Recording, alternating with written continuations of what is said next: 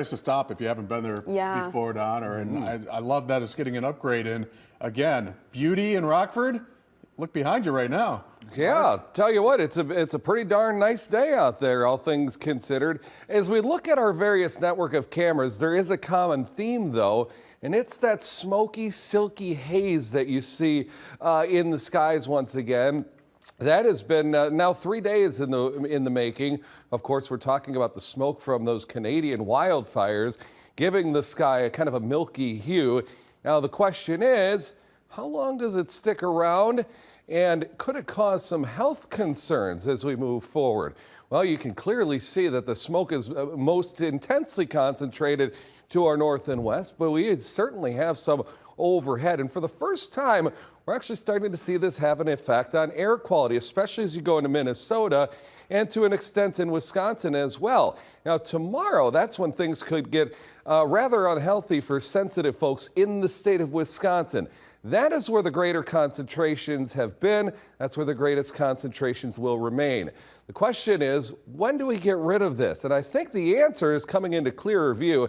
We keep it around here through tonight, but by tomorrow, we really start to thin it out as the jet stream kind of reorganizes and pushes well to our south. And that should at least alleviate the smoke concerns for a couple of days before we may get another sampling here toward the weekend or early next week. Now, despite the smoky skies, it still turned out to be a very pleasant day. Highs reaching the lower to middle 70s, back above normal for this time of year.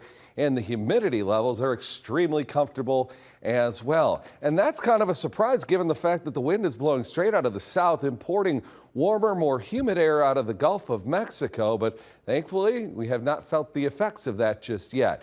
Now, a word of caution, I would anticipate that later on this evening, bring in the patio furniture cushions or cover up the furniture because there are showers and storms that are on the way here. Not imminently. I certainly think you could enjoy your dinner outside tonight. But later on tonight, there are going to be some storms with this cold front currently working through Minnesota, Wisconsin, and then stretching back into Iowa and the Central Plains. Again, I think we still have several hours. The arrival of these storms won't be until well after midnight.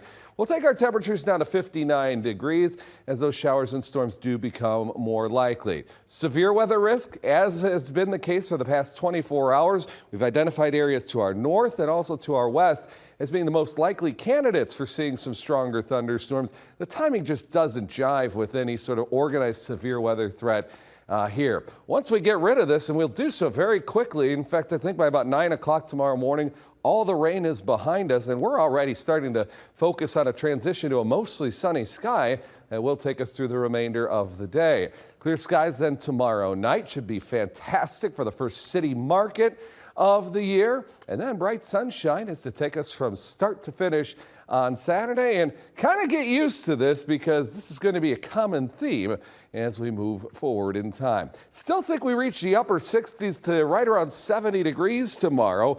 Morning rain and then sunshine. Down to 45 tomorrow night, 71 on Saturday, 76 on Sunday. We're flirting with 80 on Monday, and then the first of 3 straight days in the 80s comes Tuesday. We're in the mid-80s for Wednesday and Thursday. And I think that very well could continue into Memorial Day weekend. Awesome. Love to hear it. Yeah. Dream stretch here. It sure is. All right. Thanks, Mike. Coming up in sports, it's been a rough season so far for the White Sox, but the team looked to build some momentum on Thursday.